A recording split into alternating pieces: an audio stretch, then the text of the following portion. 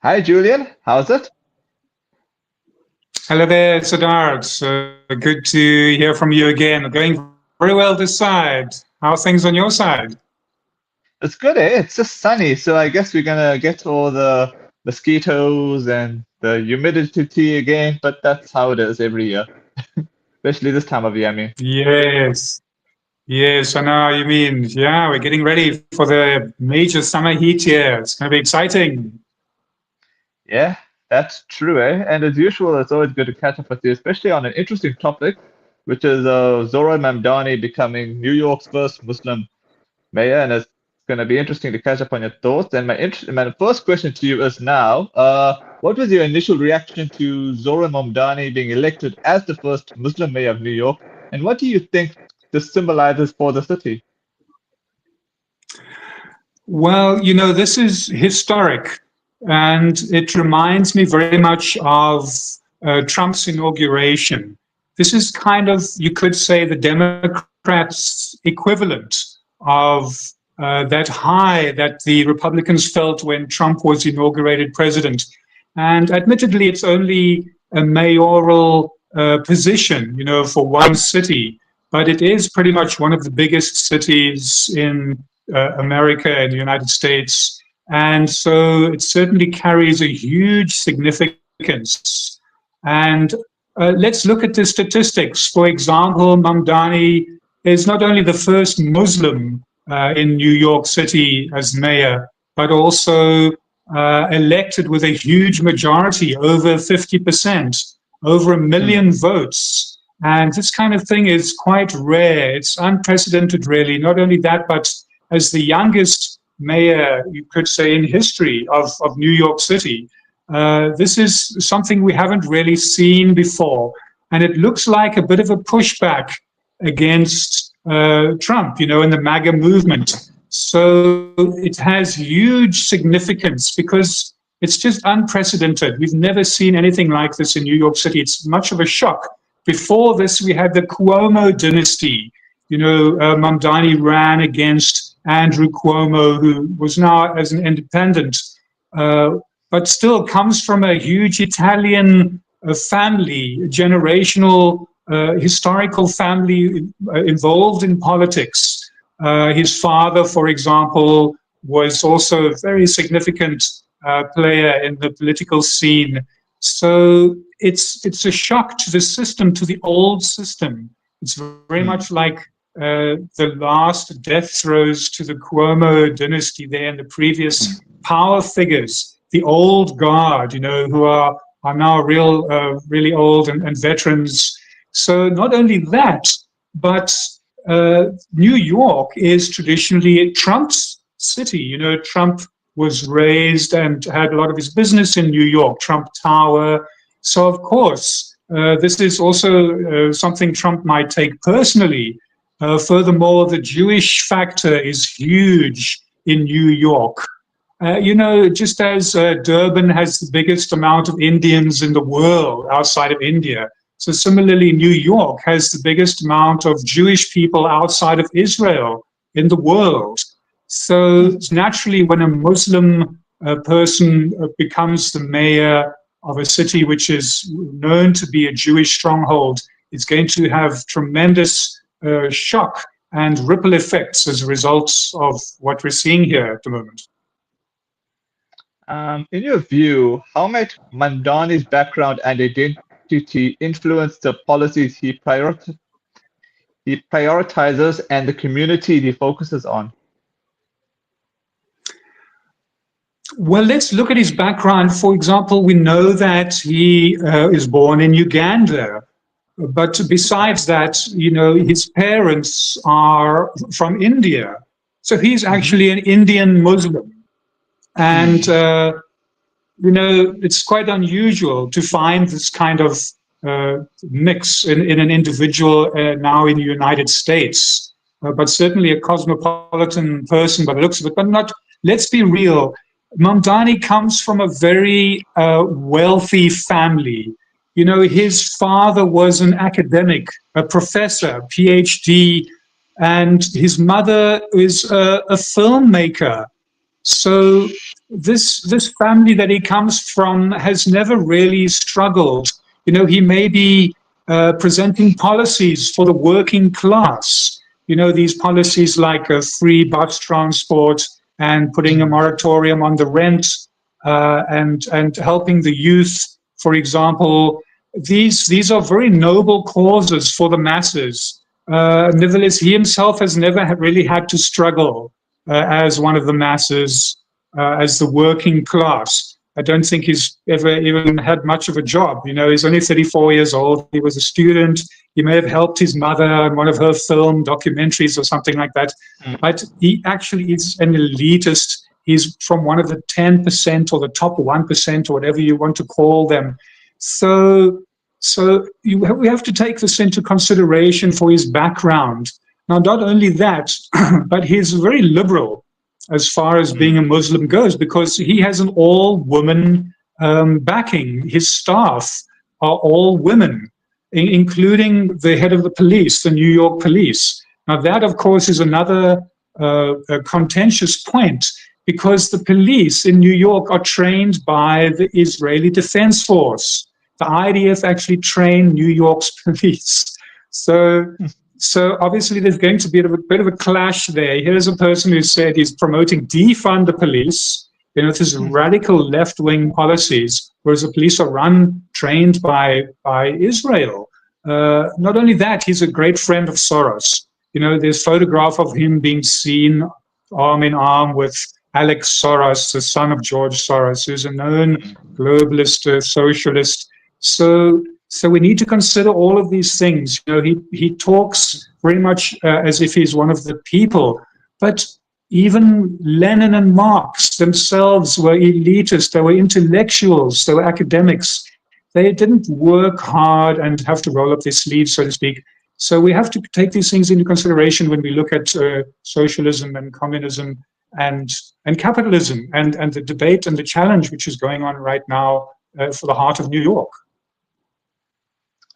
New York is known for its diversity. Do you think this election reflects a deeper cultural shift in American urban politics? To a degree, but we must remember also that America is, the cities, as you say, the urban areas are traditionally Democrat strongholds. They're known for more left-wing policies or more radical programs. The West Coast and the East Coast, the two coasts are known to be Democratic, California and the West, of course, and New York. So this is nothing too unusual. You've also had Bernie Sanders, who himself presents himself as a socialist of sorts, and Alexandria Ocasio-Cortez, who is also a Muslim. And they are, already there in the Senate. And so this is nothing too unusual. Not only that, but New York is very unique. It's not like the rest of the country. It is highly cosmopolitan. It's unlikely that you're going to that someone like Mamdani is going to have too much more significance anywhere else in the country. New York is a unique situation. So the ripple effects are there in the mood and the sentiment of the Democratic Party, who are now rallying behind this individual, of course, in the wake of the defeat against Trump, where the Democratic Party has been smashed, you could say, destroyed. The soul has been removed from the party. But still, people like Elizabeth Warren are there, and they're promoting Mamdani. So it remains to be seen, though, whether they're going to be much more influence throughout the heartland, because these Democrat cities have always had their left-wing policies ahead of the rest of the country. Some critics have raised concerns about religion and politics intersecting. How do you respond to those who are skeptical of Mamdani's leadership because of his faith? Well, look, religion is politics. At the end of the day, if you look at it philosophically and historically, you will see that religion has always been used as a way to control society, a means of social control. That's what religion is. It is a political tool, unfortunately. You've seen it throughout history in numerous cultures and civilizations and religions, how it has been used from Constantine and so on. Nevertheless, faith should not really play a role necessarily. I don't think that's a disqualification either way. And look, as we know, Mamdani is very liberal, not only the women team, but he was also campaigning in the early hours of the morning in New York, going to gay clubs that are popular and giving talks and speeches during his campaign to huge applause and support. So, you know, this kind of outreach is there. He's crossing boundaries and barriers. And in a young age, and, you know, having traveled the world, lived in Uganda, not only that, but he may have lived in South Africa. Do you know that his father was a UCT lecturer, a professor, a PhD at UCT in the early days? So not only Uganda. And it was there where his father was already teaching radical Marxist philosophy, socialist ideology. And that's why Trump called Mamdani a communist, you know, although there's a difference. There are differences.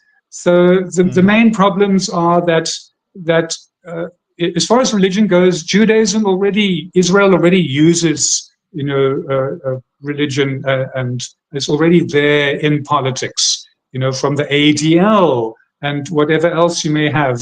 And Mamdani, remember, has been somewhat religious or antagonistic because he is highly anti-Israeli. He's even threatened to arrest Netanyahu if he were to arrive in New York. So religion is going to become involved, although, as we know, it's a construct, really. These are just ideas. When, at the end of the day, common sense implies that we're all human beings and we should try to live together regardless of religious faith and denomination. Yeah. What challenges do you think Mamdani may face given the current political climate, polarization, and media scrutiny? Well, let's look at his policies. You know, as a socialist, this is what he would call himself, a democratic socialist. This is close to communism. You know, it's very radical left-wing policy, which is different from social democracy. You know, if you go to the Nordic states in Scandinavia, you'll see that they practice social democracy. It's a democratic system, but it has a high taxation of the rich and a huge safety net, you know, a welfare state where there's, you know, free medical and things like that, even education, for example. It's you know, using democracy, but improving the lives of the people. And it works very well in those countries. The Nordic model is exemplary. However, Mamdani is more left-wing, is more radical, and so he's literally a socialist, which Bernie Sanders himself has you know, also promoted. Nevertheless, this is you know, quite radical, and we haven't seen many countries or situations in the past history where this kind of radical socialism has really worked well. You know, actually, and it's not too foreign to us in South Africa, because we have a socialist type of democracy here in South Africa. Remember, our government is the ANC and COSATU and the SA Communist Party. They're all involved already, and we have a huge social welfare system here. And this kind of socialism has been fairly beneficial in the past.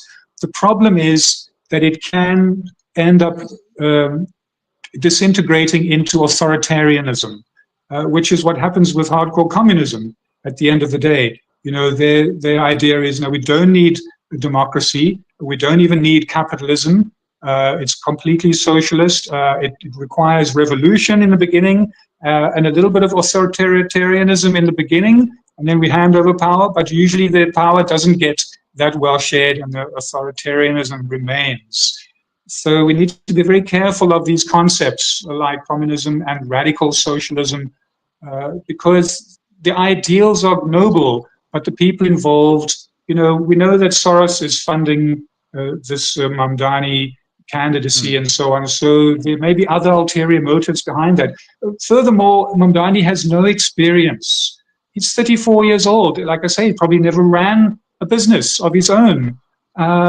You know, New York City is 100 different departments and agencies with a budget of over $120 billion. So how this young man expects to do this, you know, remains to be seen. Unfortunately, we do have the media, and media scrutiny is good as long as it's not also controlled media, because in hardcore socialism and communism, for example, even the media becomes state media and is controlled narrative. So the media constantly has to fight for freedom of speech.